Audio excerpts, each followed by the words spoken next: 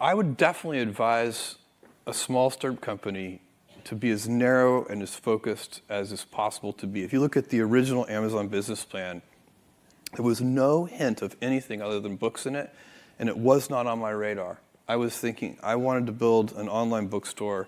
That was it. And it worked way better than I thought it would, and we launched music, and that worked better than I thought it would, and we launched videos. I think it's so long ago I can really remember. I think it was actually VHS tapes. Is that possible?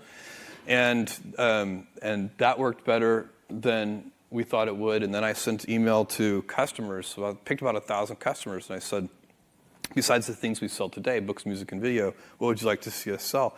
And the list came back incredibly long tail. It was almost like whatever was on their mind at the moment. It was like, I wish you sold windshield wipers for my car. And I was like, really? Windshield wipers? That wasn't on the business plan, but that's an interesting idea.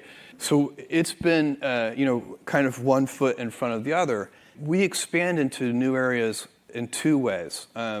One is from a customer need. We will work from a customer need to the skills that we need.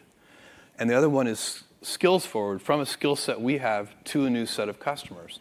So Kindle is an example of a customer need. If you go back in 10 years, we had no hardware team. We had to hire somebody to lead our hardware group and then build a hardware team and build some institutional competence at it and so on. That's a customer need backwards approach.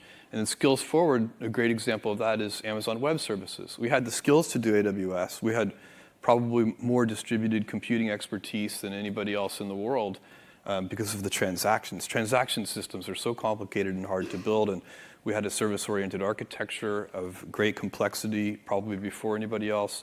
Because we were doing that, we could kind of see the future a little bit, and decided to build AWS, which has turned into a huge business in its own right. Business is very situational. Rules of thumb are good, but they have to be applied to the right situation.